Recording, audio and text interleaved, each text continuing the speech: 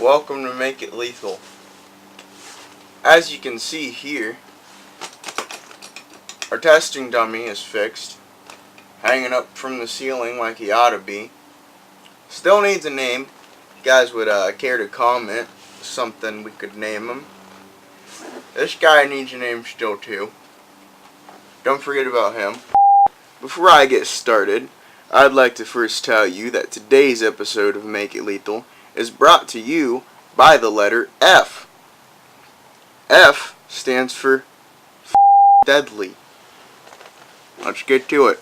First up, we have just an ordinary dog leash. You can see handle here, hook here. Now, how to make this lethal? What you want to do is you want to take this, the loop, alright? You stick the loop around, you stick the whole leash around, okay? And once you got the loop over the other end, then you can just take it and pull it, and then what you got here is a strangulation device, alright? And if you want to get fancy with it, all you gotta do is you put your foot up there like that and put pressure on it, alright? Or you can just hold it, throw as many punches as you want because it ain't going nowhere. Go punches, kicks, just drag around. And this method right here, this is for, let's say you're out walking your dog and somebody come up to you and they're like, "Hey there, pal, you got any money? You got any money you can give me? No? How about now? You got some money you can give me now? Oh no, I ain't got no damn money. I ain't got no money I can give you." So then, you're at gunpoint, you're gonna get shot because you ain't got no money to give this robber. So you take the leash off your dog. Your dog's a little tiny thing, can't protect you. You can't protect yourself without a weapon because you're a wimp. So take the leash off your dog and you choke the guy to death. Hey man, self-defense is self-defense.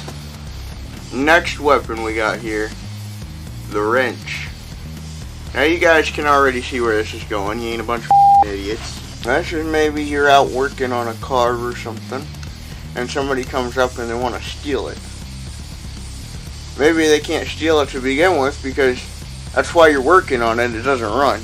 But they don't know that. They're a bunch of idiots. So anyways, you take the wrench and you just, like that, give them a good thwack. Alright? And if you want to get fancy with it, you take this, you hold it like this. There you go. You got yourself a nice, sort of like that. Maybe you can come in for an elbow. Alright? There's a more advanced technique, people. I want to teach you this kind of stuff. You can't be losers forever, alright? So you take this, like that, alright?